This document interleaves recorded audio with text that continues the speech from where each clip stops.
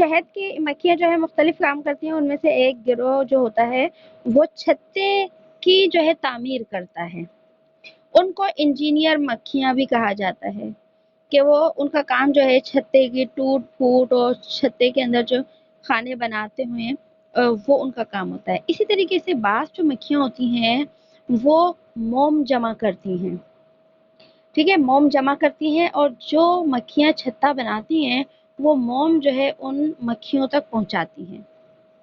جس طرح انسان اپنے مکان بناتا ہے، سیمنٹ بجری جو ہے دیکھیں ملانے والا پہنچانے والا مزدور ہوتا ہے، اور جو ان کو اینٹیں جوڑتا ہے وہ مستری ہوتا ہے. تو اسی طریقے سے اس کے اندر بھی کچھ تعمیر کرتی ہیں اور کچھ مزدور مکھیاں کہلاتی ہیں یہ.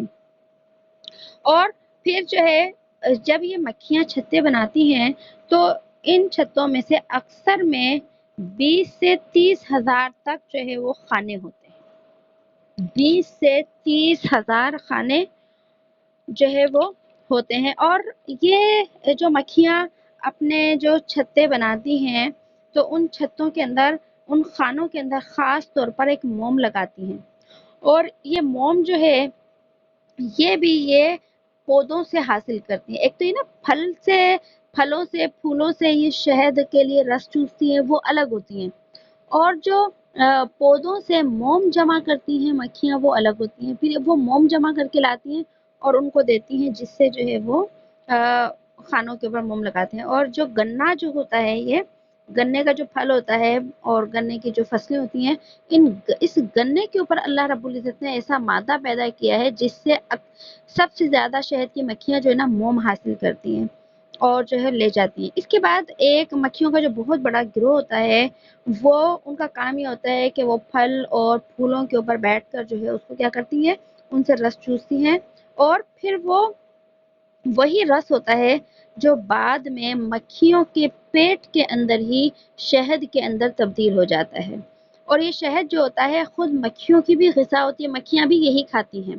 اور جو ان کے بچے ہوتے ہیں مکھیوں کے وہ بھی یہ شہد ہی کھاتے ہیں. اور ہم سب انسانوں کے لیے بھی اللہ نے اسی شہد کو جو ہے وہ شفا بیان فرمایا ہے. اور یہ جو شہد کی مکھیاں ہوتی ہیں یہ اپنی جو رانی مکھی ہوتی ہے اس کی ہر بات مانتی ہے. اور جو ہے اگر مکھیوں میں سے کوئی مکھی جو ہے گندگی کے اوپر جا کر بیٹھ جائے تو جب وہ واپس آتی ہے نا چھتے میں، تو چھتے کی جو دربان جو ہوتے ہیں، جسے ہم چوکیدار کہہ لیں، سیکورٹی جو ہوتی ہے گھروں کی، تو یہ جو چھتے کے جو دربان ہوتے ہیں نا تو اس گندگی سے آنے والی مکھی کو جو ہے چھتے میں داخل نہیں ہونے دیتے، باہر ہی روک لیتے ہیں. اور یہ جو رانی مکھی ہوتی ہے نا اسے قتل کر دیتی ہے، پھر اسے مار دیتی ہے. اس کو چھتے کے اندر نہیں آنے دیا جاتا ہے، کیونکہ شہد کی مکھی کا کام اللہ نے یہ بنایا ہے کہ وہ پھلوں سے اور پھولوں سے رس چوسے. گندگی پر بیٹھنے کے لیے اللہ نے اس مکھی کو نہیں بنایا، اسی وجہ سے وہ ملکہ مکھی جو ہوتی ہے اس مکھی کو قتل کر دیتی ہے. تو اللہ نے یہ سب کچھ شہد کی مکھی کو کچھ سکھایا ہے، اور اسی کے لیے فرمایا اوحى ربک الی النحل، کہ اللہ نے کیا کیا ہے، تیرے رب نے شہد کی مکھی کو وحی کی ہے. اب مکھی کو جو اللہ نے جو سکھایا ہے ہنر، علم جو دیا ہے، اس کے اندر سب سے پہلا جو ذکر ہے وہ فرمایا من الجبال بیوتن، گھر بنانے کا ذکر ہے. بیوت عربی میں گھر کو کہتے ہیں. کہ دنیا میں جتنے بھی انسان ہیں وہ اپنے رہنے کے لیے گھر بناتے ہیں، حتیٰ کہ جانور بھی اپنے رہنے کے لیے کیا کرتے ہیں، گھر تو بناتے ہیں. تو اللہ نے مکھیوں کو جو گھر بنانے کا حکم دیا تو اس کی خاصیت کیا ہے، تو جو ہے اللہ نے اس لیے خاصیت کے ساتھ جو ہے وہ ذکر فرمایا ہے کہ جو ہے شہد اتنی قیمتی چیز ہے کہ اس کو بنانے اور اس کو محفوظ کرنے کے لیے پہلے ایک جو ہے گھر کی کیا ہے ضرورت ہے، پہلے ایک گھر بناؤ سب سے پہلے. اور دوسرے نمبر پہ فرمایا یہ گھر جو ہے عام جانوروں کے گھروں کی طرح نہیں ہوں گے، بلکہ عام جانوروں کے تو دیکھیے گھر کہاں ہوتے ہیں، زمینوں کے اوپر ہوتے ہیں، زیادہ ہوا تو غاروں کے اندر ہوتے ہیں. لیکن اللہ نے فرمایا کہ شہد کی مکھیوں نے جو گھر بنانے ہیں وہ بنانے ہیں من الجبال، پہاڑوں کے اوپر. اور من الشجری درختوں کے اوپر، یعنی زمین کے اوپر شہد کی مکھیوں کا گھر نہیں بنے گا، پہاڑوں کے اوپر بنے گا یا درختوں کے اوپر بنے گا، اور اس وجہ سے اوپر بنے گا تاکہ زمین پر رہنے والے گھر جو ہے وہ گندے ہو جاتے ہیں، پہاڑوں کے اوپر گھر بنیں گے تاکہ وہ محفوظ رہ سکیں۔ اور اسی طرح فرمایا ہے کہ یہ جو شہد کی مکھیوں کا جو گھر ہوگا یہ غیر معمولی ہوگا۔ شہد کی جو مکھیوں کا گھر ہے وہ مسدس گھر کہلاتا ہے، یعنی 6 کونوں والا گھر ہوتا ہے۔ انسان دیکھیں ہم اپنے کمرے بناتے ہیں، 4 کونوں والے کمرے ہوتے ہیں نا ہمارے، لیکن شہد کی مکھیاں چھتے کے اندر جو خانے بناتی ہیں ان خانوں کا ہم کمرے بھی کہہ سکتے ہیں۔ تو وہ جو خانے ہوتے ہیں وہ ہوتے ہیں 6 کونے والے۔ 6 کونے یہ جو ہے ایسی کاریگری ہے جو اللہ نے کسی اور جانور کو یا جو ہے پرندے کو نہیں عطا کی۔ اگر شہد کی مکھیوں کے جو یہ چھتے ہیں اور ان کے خانے جو ہیں، دیکھیے شہد کی مکھیاں جب اڑ جاتی ہیں نا چھتے سے شہد نکال لیا جاتا ہے تو وہ چھتا خالی رہ جاتا ہے۔ تو آتا ہے کہ اگر کبھی اس کو پرکار سے کسی بھی چیز سے اگر ناپا جائے تو کسی بھی خانے میں ذرہ برابر بھی کمی اور زیادتی نہیں، یعنی اس کے 6 کے 6 کونے جو ہے نا برابر ہوتے ہیں۔ اور ایک عجیب اللہ کی قدرت اور کاریگری ہے کہ سارے کے سارے خانے جو ہیں ہمیشہ برابر ہوں گے۔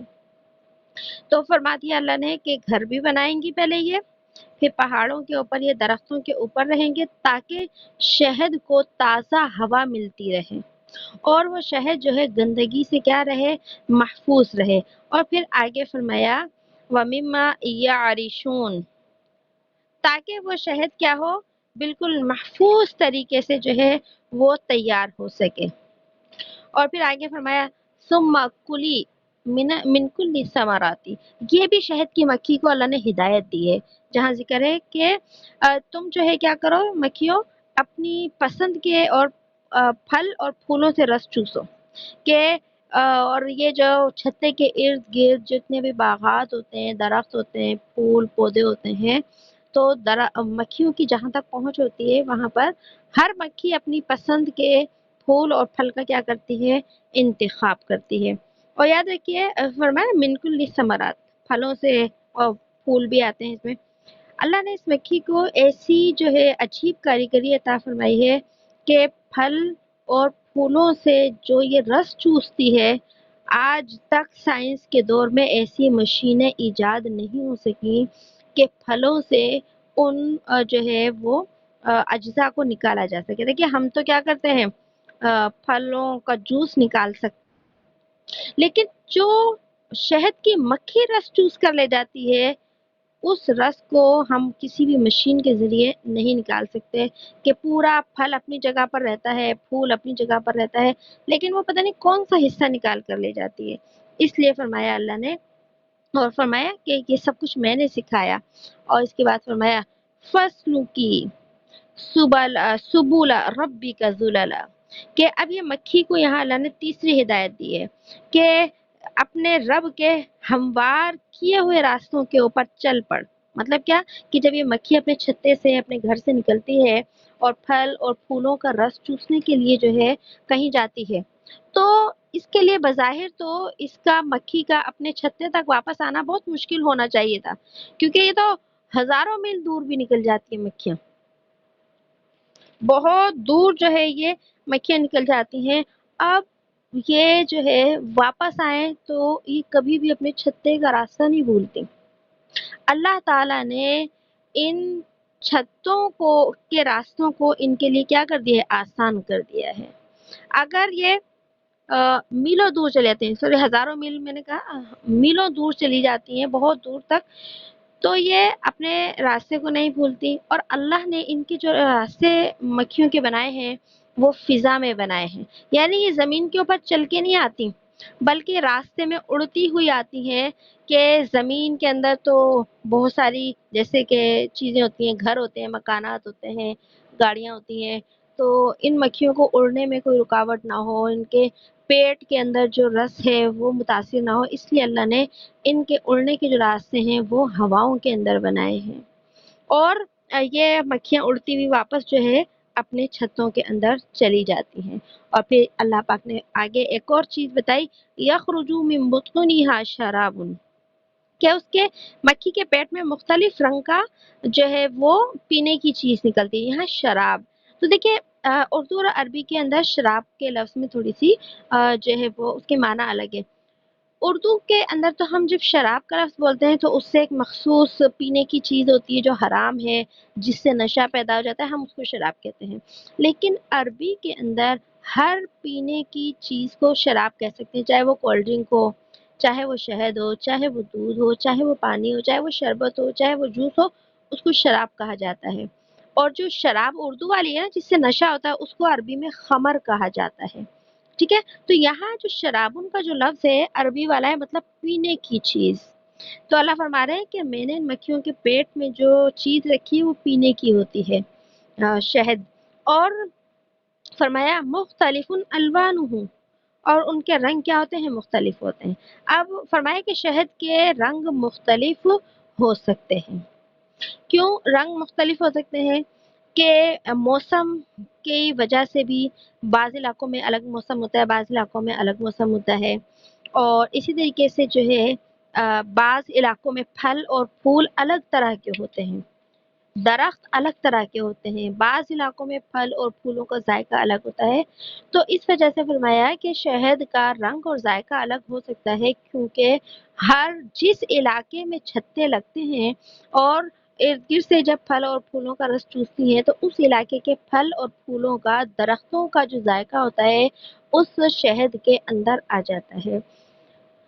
تو فرمایا کہ رنگ مختلف ہو سکتے ہیں۔ اب جیسے دیکھیے دودھ بھی کیا ہے؟ شفا کا ذریعہ، دودھ مکمل غذا ہے، لیکن دودھ کا رنگ کبھی بھی مختلف نہیں ہوتا۔ پوری دنیا کے اندر ہمیشہ دودھ کا رنگ کیا ہوگا؟ ایک ہی ہوگا۔ حتیٰ کہ جو آرٹیفیشل جو دودھ ہوتا ہے، مصنوعی دودھ کے ڈبے ہوتے ہیں، ان کا رنگ بھی جو ہوتا ہے وہ سفید ہوتا ہے، لیکن شراب کے لیے اللہ نے فرمایا ہے کہ وہ الگ الگ جو ہے وہ شہد الگ الگ ہو سکتا ہے۔ اور پھر آگے فرمایا شفاء للناس، یہ جو اس کیڑے کے پیٹ سے جو شہد نکلتا ہے اس کے اندر لوگوں کے لیے کیا ہے؟ شفا ہے۔ تو اللہ کی عجیب کاریگری ہے جو نافرمان انسان کو اللہ بتانا چاہتے ہیں کہ دودھ دینے والے جو حیوانات ہوتے ہیں، جانور ہوتے ہیں، تو ان کے دودھ پر موسم کا، غذا کا کوئی بھی اثر نہیں ہوتا۔ کچھ بھی جانور کچھ بھی کھائے، دودھ ہمیشہ سفید ہوگا۔ کس موسم میں، چاہے ٹھنڈے علاقے، گرم علاقے میں رہنے والے جانور، دودھ ہمیشہ سفید ہوگا، لیکن شہد کی مکھی کا رنگ علاقوں کے حساب سے کیا ہو جاتا ہے؟ الگ ہو جاتا ہے۔ اور پھر اللہ نے فرمایا کہ شفا ہے لوگوں کے لیے، کہ شفا کیسے ہے؟ کہ یہ جو شہد ہے اس کے اندر جو ہے اس کو تو اتنی تفصیل کرنے کی ضرورت ہی نہیں، سبھی جانتے ہیں دواؤں میں استعمال ہوتا ہے، کھانے میں استعمال ہوتا ہے، حتیٰ کہ کاسمیٹکس کے اندر بھی جو ہے شہد استعمال ہوتا ہے، اور بہت ساری چیزوں کے اندر جو ہے وہ کیا ہوتا ہے؟ شہد استعمال ہوتا ہے۔ شہد ایسی چیز ہے، شہد کی ایک خاصیت ہے، خوبی ہے کہ یہ خراب نہیں ہوتا۔ سالوں بھی اگر شہد رکھا رہے تو شہد خراب نہیں ہوتا، بے شک اس کا رنگ تبدیل ہو سکتا ہے، کیونکہ قرآن نے بھی کہا کہ اس کا رنگ الگ ہو سکتا ہے، لیکن شہد خراب نہیں ہوتا۔ اسی طریقے سے جن چیزوں کے اندر شہد ہوتا ہے تو وہ شہد جن چیزوں میں آتا ہے تو شہد ان چیزوں کو بھی خراب نہیں ہونے دیتا۔ تو دیکھیے یہ بیوٹی ٹپس کے اندر بھی اور جو ہے اسی طرح کاسمیٹکس کی اشیاء کے اندر بھی شہد کا جو ہے وہ پروڈکٹ شہد ڈالا جاتا ہے، اور اسی طرح جو بیوٹی ٹپس کے اندر شہد کا جو ہے وہ کیا ہے؟ ایک ماسک لگایا جاتا ہے۔ تو اس کی وجہ کیا ہے کہ انسانی جلد کے لیے بھی شہد جو ہے بہت مفید ہے۔ اگر کہیں کوئی جل جائے تو اس کے جلے ہوئے کے اوپر بھی جو ہے شہد لگایا جا سکتا ہے۔ بڑی مشہور حدیث ہے، واقعہ آپ نے بھی سنا ہوگا، آپ صلی اللہ علیہ وسلم کے پاس ایک صحابی آئے اور اپنے بھائی کی بیماری کا بتایا کہ انہیں جو ہے وہ پیٹ کی بیماری ہو گئی، تو آپ صلی اللہ علیہ وسلم نے اسے شہد پلانے کا مشورہ دیا۔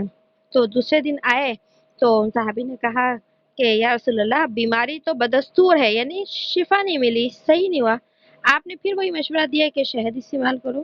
جب تیسرا دن ہوا پھر صحابی آئے اور فرمایا کہ اللہ کے نبی کوئی فرق نہیں ہوا، تو آپ نے فرمایا صدق اللہ وکذب بطن اخیک، کہ اللہ نے سچ فرمایا اور تیرے بھائی کا پیٹ جھوٹا ہے۔ یعنی اللہ نے فرمایا شہد کے لیے شفاء للناس، کہ شہد شفا ہے لوگوں کے لیے، صحت ہے شہد کے اندر، تیرے بھائی کو شہد سے شفا کیسے نہیں ملے گی؟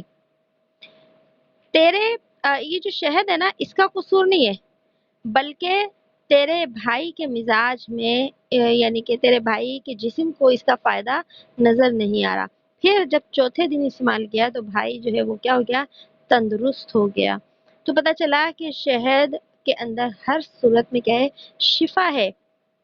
جو جتنے یقین کے ساتھ شہد کو استعمال کرے گا، اللہ پاک اس کو اسی جو ہے یقین کی اور مضبوط اعتقاد کی وجہ سے شہد سے کیا کریں گے؟ شفا عطا فرمائیں گے۔ اور پھر اللہ نے فرمایا ان فی ذلک لآیۃ لقوم یتفکرون، کہ بے شک اس میں نشانی ہے اس قوم کے لیے جو سوچتے ہیں۔ کہ اللہ نے پھر یہ ساری شہد کی مکھی کا تذکرہ فرمانے کے بعد فرمایا کہ یہ میری قدرت کی بہت بڑی نشانی ہے، اور اس میں غور و فکر کرنے والے کے لیے کیا ہے؟ دعوت ہے۔ کیسے؟